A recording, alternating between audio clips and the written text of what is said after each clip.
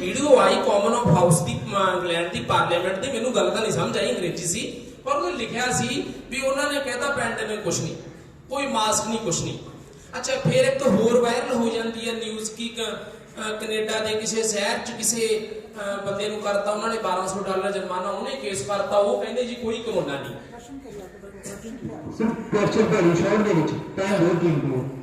ये ना मैं जेतो तो है, 2 मिनट सुन लो, मैं भी 2-3 घंटे गुजारे हैं, 2 मिनट सुन लो।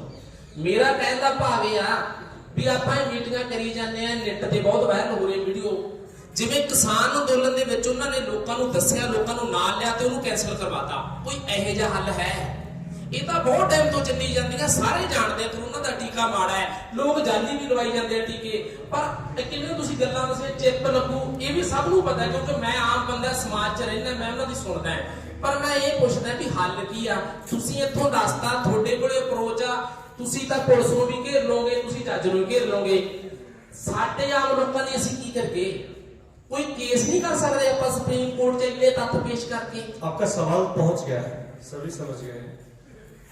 एक तो थोड़ा सा सवाल जल्दी आ गया है, वो स्टेज में नहीं आया, अभी 2 आदमी और बचे हैं और वो 2 आदमी इसी पे बात करेंगे कि जो डॉक्टर साहब ने कहा कि ऐसा है और ऐसा नहीं है, कानून की बात बताई कि ये धाराएं लगा के आपको डराया जाता है, इन्होंने बहुत सारी चीजें बताई कि खेल क्या चल रहा है। अभी आखिरी 2 व्यक्ति जो बचे हैं वो यही बताने के लिए बचे हैं कि करे क्या, लड़े कैसे। ठीक है, तो आपका सवाल बहुत वाजिब है, अगर आप समय मुझे ही दे रहे हैं, ठीक है। मेरा नाम अजय बलारा है और मैं बिना किसी फालतू की बात पे जाए आपसे इसी सवाल पे बात करने वाला हूं कि हम करें क्या। एक चीज निवेदन ये करूंगा कि थोड़ा ध्यान से सुनिएगा, जिनके फोन बज रहे हैं और 2 मिनट रोक लेंगे तो आपको काम आएगा, क्योंकि आप ठंड में यहां तक आए हैं तो यहां की बात आपके लिए अभी जरूरी है। अभी आपके पंजाब में चुनाव का समय चल रहा है और ये सही समय है जब हम इस तरह की जो लड़ाइयां हैं उनके लिए तैयारी शुरू कर सकते हैं। बीमारी का मुद्दा नहीं है, बीमारी ये आई है, कल दूसरे नाम से आएगी, कल तीसरे नाम से आएगी। असल में ना बीमारी का मुद्दा है, ना टीके बेचने का मुद्दा है, मुद्दा है आपको गुलाम बना के चुप करके बिठा देने का, चुप करके बिठा देने का, ताकि आप उन लोगों से सवाल ना पूछे कि आप हमें लूट क्यों रहे हैं, आप टैक्स पे टैक्स क्यों लगा रहे हैं, आप हमारी शिक्षा को खत्म क्यों कर रहे हैं, आप हमारे स्वास्थ्य के साथ खेल क्यों रहे हैं। यानी आप सवाल मत उठाएं। इस देश के अंदर इतने अमीर आदमी पैदा हो गए हैं कि अगर आप उनकी सारी कंडीशन मान लें तो आपकी पूरी पीढ़ी को आप जब तक जिएंगे आपके घर पे खाना भेजने के लिए उनकी औकात है। और वो कह रहे हैं, जब यही पिछला लॉकडाउन चल रहा था तो प्रधानमंत्री ने चिल्ला चिल्ला के खुश होकर ये बताया था कि हमने इतने लाख लोगों के घर खाना पहुंचा दिया। तब मैं ये कह रहा था 85 करोड़ लोगों के पास खाना पहुंचा दिया। मुझे इस चीज पे सुन ये रहा था कि ये हमारे लिए शर्म की बात है कि 85 करोड़ लोग यानी आधे से ज्यादा देश आज इस हालत में है कि उनके पास अगर 4-5 दिन सारा चीज बंद हो जाए तो खाने के लिए 2 दिन का निवाला नहीं है। ये बात कह रहे थे प्रधानमंत्री।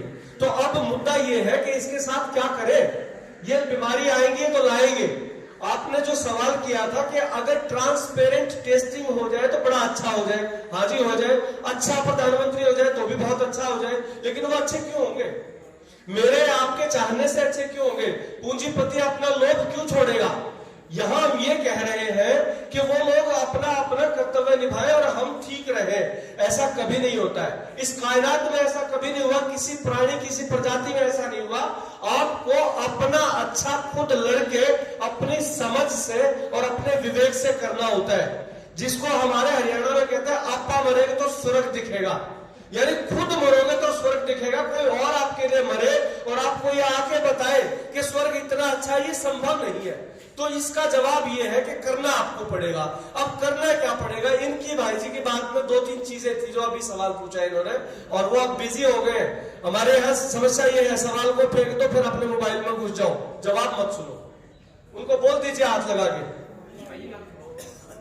भाई जी लोकतंत्र में समस्या यहां से उठती है कि सवाल फेंक के मोबाइल में घुस जाओ, मैं जवाब आपका ही दे रहा हूं।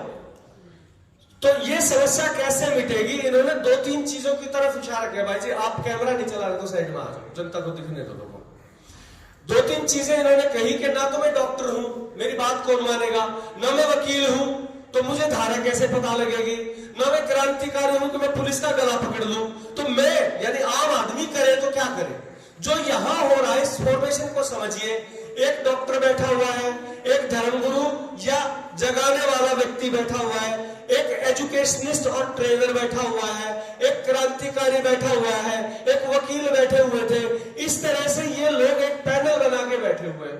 ये लोग कहीं भी जाए किसी सिस्टम के लिए या तो उनको समझाने जाए, और वो अगर यू ना समझे तो उनको यू समझाना कैसे है, या किताब पोथी पढ़ के जो समझाना है, ये इतने सारे कागज लेके क्यों घूम रहे हैं? यही सीखना है आपको कि लड़ाई कैसे लड़ी जाए। अभी जो माहौल चल रहा है, इस माहौल के अंदर आपको अपने अपने गली में, मोहल्लों में, अपने गांव में, जिले में ऐसी कमेटियां गठित करनी है। कौन सी ऐसी कॉलोनी होगी जिसके अंदर एक वकील नहीं होगा? कौन सी ऐसी कॉलोनी होगी जिसमें ढंग से लोगों को समझा के, बोल के, उनकी भाषा में बताने वाला कोई व्यक्ति या कोई प्रशिक्षक नहीं होगा? कौन सी ऐसी कॉलोनी होगी जिसके अंदर आपको कोई टीचर नहीं मिलेगा, कोई किसान नहीं मिलेगा, कोई प्रचारक नहीं मिलेगा? ऐसी है क्या कोई कॉलोनी? आपको लोगों को जोड़ना है। हमारे अंदर ताकत हमारे अंदर से भी नहीं आती और कोई हमें देता भी नहीं। हमारी ताकत जब होती है जब हम जुड़ जाते हैं, साथ में इकट्ठे आ जाते हैं, साझा जनशक्ति बन जाती है। आपको करना ये है, जो लोग आयोजक है इनका भी यही सवाल था परसों से या 10 दिन से, जब से कार्यक्रम की तैयारी चल रही थी, कल रात को भी यही सवाल था कि जो लोग आप कर रहे हैं वो हम कैसे करें, ये लड़ाई हम कैसे लड़े। और बात भी सच्ची है, हमें कई बार इस तरह के मैसेज आते हैं कि हंसी भी आती है और दुख भी आता है। हम टोल बंद करा रहे हैं एमपी के अंदर, और उसी तक मैसेज आता है सर देहरादून में भी टोल खुला, यहां आ जाओ। भाई हमको मोबाइल में से आने वाली चीज है, या फिर मेरी जिम्मेदारी है कि पंजाब की बीमारी भी मैं ही काटूं, एमपी की बीमारी भी मैं ही काटूं, और सारी जगह FIR केवल देवेंद्र बलारा पे हो? क्यों? एक देवेंद्र बलारा की फैमिली बर्बाद क्यों? एक अजय बलारा की नौकरी क्यों जाए? आप में से भी किसी की जाए। दर्द में मर्द बनता है आदमी, अपना कुछ कुर्बान होने दीजिए। अगर लड़ना है, अधिकार और सम्मान के साथ जीना है, तो आपको अपने गली मोहल्ले में, अपने गांव में, अपने जिले के अंदर अपनी टीम तैयार करनी पड़ेगी। कागज आपको चाहिए। अभी सखा जी ये लेके आए हैं, इनका नंबर आएगा, ये बताएंगे इसके बारे में बहुत सारी चीजें। 3-4 दिन पहले ये आइडिया कुछ लोगों के दिमाग में तैरने लगा और आज उसका सॉल्यूशन ये ले आए। और मैं ईमानदारी से बताता हूं, हम दोनों की कोई बात नहीं। परसों मैं कहीं लिख रहा हूं कि हेल्पलाइन नंबर हो सकता है क्या, ये हेल्पलाइन नंबर लेके आ गए। तो मैं ये कह रहा हूं कि आप लोगों को सॉल्यूशन और मदद मिल जाएगी, लेकिन फोन पे मिलेगी। आपको फिजिकल जो भौतिक मदद है, पुलिस के सामने खड़ा होना है, पंजाब का कोई थाना घेर के बैठना है, आपको इन लोगों को बैठना पड़ेगा। वहां से ग्वालियर से आके ये मैडम यहाँ 7 दिन नहीं बैठ सकती आपके थाने के आगे। अपनी ताकत को पैदा करना पड़ेगा। तो करने क्या है, सिंपल सी बात है। एक वकील जो इस बीमारी को या इस पूरे लोकतंत्र की हत्या समझ रहा हो, अपने यहाँ पे बीमारी आ रही है, स्कूल बंद हो रहा है, अहाते खुले हुए हैं, दुकान बंद करके, रेहड़ी बंद करके, मॉल खुले हुए हैं, ये सारा का सारा जो चल रहा है, ये आपके लोकतांत्रिक अधिकार छीनने का खेल चल रहा है कि आप खुद त्याग दे। आपको इतना डरा दे कि आपको ये अभी कह रहे थे कि वकील कह रहे थे कि आपको जेल में ले जाएंगे तो आप हुआ मचा देंगे। ऐसा डरा दे कि आप खुद अंदर जाओ, घर की कुंडी लगा के बैठ जाओ, लो जी हमने अपने घर में जेल बना लिया, आपकी जरूरत ही नहीं है। आपको इनको जानना पड़ेगा। बहुत सारा मटेरियल है, आज की स्थिति है तो आज का मटेरियल है। हम 1 साल पहले से जिस चीज में लगे थे किसान आंदोलन में, तो हमने वो स्टडी किया था। उसके बाद अगर हम मजदूरों के साथ लग रहे हैं तो हम लेबर कोड को पढ़ रहे हैं। आपको खुद पढ़ना, खुद समझना होगा। हर आदमी की कैपेसिटी नहीं है कि वो कानूनी भाषा को समझ जाए। तो आपको अपने गली मोहल्ले, अपने आसपास के एक वकील के साथ अपनी टीम बनानी, एक डॉक्टर के साथ टीम बनानी पड़ेगी, एक ट्रेनर के साथ टीम बनानी पड़ेगी। अपने गली मोहल्ले में एक टीम बना लीजिए। दूसरी बात मैं ये कहता हूं, टीम बनाएंगे और आपको फिर लड़ाई लड़नी है। लड़ाई कैसे लड़नी है, ये विषय मैं सखा के लिए छोड़ रहा हूं कि वो बताएं कि लड़ाई कैसे कैसे लड़ी जा सकती है और कैसे कैसे लड़ी जा रही है। दूसरी बात मैं आपको चुनाव के ऊपर कह रहा हूं कि ये जो आपका अभी पंजाब में जो समय चल रहा है, एक चीज, एक शब्द है सोशल कॉन्ट्रैक्ट। जो पढ़े लिखे लोग हैं वो हिंदी में अंग्रेजी में समझ सकते हैं, सामाजिक अनुबंध। हम जब सरकार बनाते हैं, वो चाहे आपके गांव की सरकार है यानी पंचायत, आपके जिले की, ब्लॉक समिति की, आपके राज्य की या आपके पूरे देश की सरकार है, ये सरकार हमने अपने ऊपर फांसी फिट नहीं करनी होती, या ये नहीं कि इनको हमने अनलिमिटेड अधिकार दे दिया कि आप हमारे ऊपर राज करो। ये एक कॉन्ट्रैक्ट है। जैसे कॉन्ट्रैक्टर मकान बनाने के लिए हमारे साथ कॉन्ट्रैक्ट करता है, हम इनके साथ एक कॉन्ट्रैक्ट करते हैं कि आप हमें सामाजिक सुरक्षा, स्वास्थ्य और कल्याण, ये 3 चीजें हमें प्रदान करेंगे और उसके लिए हम आपको वहां पे बिठा रहे हैं, आप इनकी बातें करेंगे। अगर ये इनसे विमुख होते तो हमारा कॉन्ट्रैक्ट टूट गया। आपने जिस आर्किटेक्ट को, जिस मकान बनाने वाले बिल्डर को अपने मकान का ठेका दिया, अगर वो मकान ही ना बनाए तो आपका पैसे देने का हक है क्या? नहीं है। इसी तरह से अगर पुलिस आपकी सुरक्षा के बजाय आपको पीटना शुरू कर दे, डराना शुरू कर दे, अगर आपके मंत्री, प्रधानमंत्री, मुख्यमंत्री आपके चीजों को सुरक्षा देने के बजाय, आपके स्वास्थ्य को सुरक्षा देने के बजाय उसको नुकसान करना शुरू कर दे, तो हमारा कॉन्ट्रैक्ट उनके साथ टूट गया। अब जो उनको इज्जत या जो सहूलियत हम दे रहे थे, सारी चीज हम दे रहे हैं, अब हम उनको देना बंद करें। हमें एक बहुत बड़ी लड़ाई शुरू करनी पड़ेगी। जब ये लोकतंत्र और संविधान की हत्या करने की फाइनल स्टेज में आएंगे तो हमें हर प्रकार के टैक्स देने बंद करने पड़ेंगे, क्योंकि जब हम टैक्स देना बंद कर देंगे तो इनकी तनख्वाहें, इनकी गाड़ियां, इनके टेलीफोन, इनकी सुविधाएं एकदम से सब कुछ कट ऑफ हो जाएगा। लेकिन ये आखिरी स्टेज आएगी, अभी ये स्टेज आई नहीं है, अभी बहुत छोटी स्टेज में है।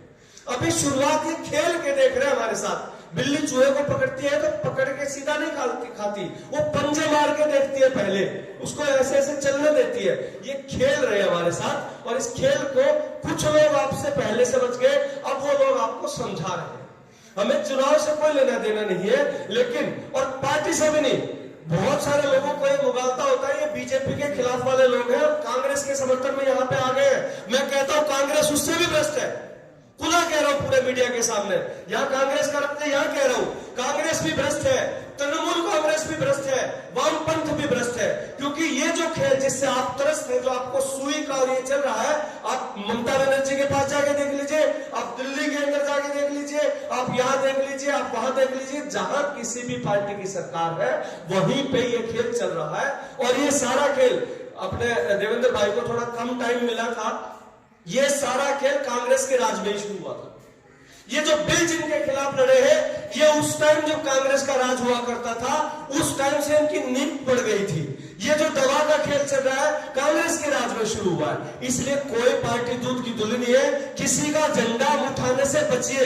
आज आपके पास अगर बीजेपी का आदमी आता है, आप उसको लठ मार रहे हो, कांग्रेस का आता है उसकी वाहवाही कर रहे हो। जब कांग्रेस का उम्मीदवार है, मैं नहीं कहता कांग्रेस को हराइए, किसको हराइए, आप जिसको जिताना चाहते हैं उससे लिखित अनुबंध कीजिए, उसको कहिए कि भाई हमारे गली मोहल्ले में वोट मांगना है तो एक एफिडेविट बनवा के ला कि आगे से हमारे संवैधानिक अधिकारों के ऊपर कोई गाज गिरेगी तो तू हमारे साथ खड़ा होगा इस्तीफा देके, न कि तू सरकारों के साथ खड़ा होगा। उससे एफिडेविट ले सकते हैं कि नहीं ले सकते? हम नहीं देता है तो कहिए इस गली को छोड़ दे भैया, अगले गली वाले अगर तेरे को वोट देना चाहते हैं दे देंगे। ये हर आदमी को कहिए। हर एक नेता जो आपके पास आज वोट मांगने आता है, नेता के चेले मांगने आते हैं, उनको कहिए भैया ये एफिडेविट हमने बनवा रखा है, इस पे अपने कैंडिडेट के साइन करा के लिया, इस गली मोहल्ले के पूरे के साइन करा के हम अपने पास रख लेंगे। कल जब हम तेरे पास बिल वापस कराने आएंगे, कल जब हम इस टीके के खिलाफ आएंगे, नई बीमारी के खिलाफ आएंगे, तू लाठी चलवाने वालों में होगा, गोली चलवाने वालों में होगा, उस वक्त हम तेरा एफिडेविट कानून की उसके अंदर देंगे, कोर्ट के अंदर, और कहेंगे इस आदमी ने कहा था कि हमारे संवैधानिक अधिकारों की, हमारे बच्चों के, हमारे प्राण के, हमारे संसाधनों की रक्षा इसने करनी। ये कर सकते हैं, ये तो कोई लड़ाई नहीं, इसमें लड़को नहीं चलाना है।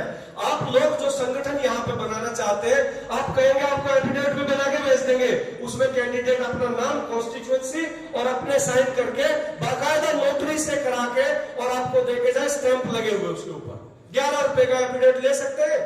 अगर आप में इतनी हिम्मत, इस एफिडेविट से वैसे कुछ नहीं होगा, आपको अपनी हिम्मत का जायजा हो जाएगा कि आप अपनी गली मोहल्ले में किसी आदमी को जो हमारे अगले 5 साल तक हमारे अधिकारों का रखवाला बनना चाहता है, उससे हम पूछ सकते हैं। ये हिम्मत है हमारे अंदर, ये अपनी ताकत पहचानने का एक तरीका होगा और उनको इस बात का डर लगना शुरू होगा कि जनता आप जाग गई। ये थोड़े से तरीके हैं, लंबी बात नहीं कर सकते हैं, मुझे पता है कि समय नहीं है, लेकिन जो लोग यहाँ संगठन खड़े करना चाहते हैं इस लड़ाई में, संगठन का मतलब ये नहीं है भाई भारतीय किसान यूनियन, फलाना उपग्राह की यूनियन, फलाने की यूनियन, या कोई अपनी दवाई बेचने आए, हम इसके पूरी तरह खिलाफ है। मैं इस मंच से कह रहा हूं, हम यहाँ पे किसी मंच के कारण, किसी संस्थान के कारण, किसी पद्धति के कारण और किसी सरकार के कारण यहाँ आके नहीं बैठे। किसी को कोई मुगालता ना, उपेंद्र पे कुछ लिख दिया, वहां कुछ बेच रहे हैं, इसका मुगालता मत रखिएगा। हमने सिर्फ अपने नस्लों को बचाने की लड़ाई लड़नी है और एक कसम खाई है।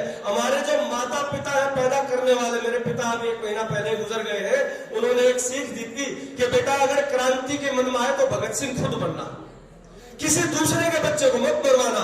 इसलिए लड़ जाते हैं, आगे लड़ जाते हैं कि आ जाओ पुलिस वालों हमें मार लो, लेकिन यहां मत मारना। और इसका उदाहरण है, लाइव में देखा आपने, जब देवेंद्र भाई को जेल में ले गए थे, अगले दिन मुझे अरेस्ट किया था, तो एक ही बात कही थी एसएसपी को, जब मुझे पकड़ के अंदर ले जा रहे थे, बजिंदर बैठे यहाँ पे, एक ही बात कही थी, एक भी बच्चे को लाठी मत मार दो, हम तेरे कब्जे में है, हमें तू फांसी पे चढ़ा। एक भी बच्चे को लाठी मत मार दियो। आपको खुद अपने यहां से शुरुआत करनी पड़ेगी, अपनी ताकत से लड़ना पड़ेगा। सबके मुंह की तरफ देखना बंद कर दो। जो शब्द सखा जी ने बहुत बढ़िया कहे थे, किसी को हीरो बनाने की जरूरत नहीं है। मुझे या किसी को हीरो बनाओगे, कल को आपसे वोट मांगने आ जाऊंगा, फिर वही खेल खेलूंगा मैं आपके साथ। हम लोग नौकरी पेशे वाले लोग हैं, आज कोई बात नहीं छिन गई, लेकिन हमें सुकून है कि हम समाज को कुछ जितना जानते दे पा रहे हो, और कुछ तो हिम्मत तो दे पा रहे लड़ने की। खुद अरेस्ट होकर, खुद पिट के हिम्मत तो दे रहे हैं यार हम लड़ रहे हैं, हमारी नौकरी चली गई फिर लड़ रहे हैं, हम अब भी खुश हैं कि लड़ रहे हैं और मरेंगे तब भी खुश रहेंगे कि हम लड़ते लड़ते मरे। ये जज्बा अपने अंदर पैदा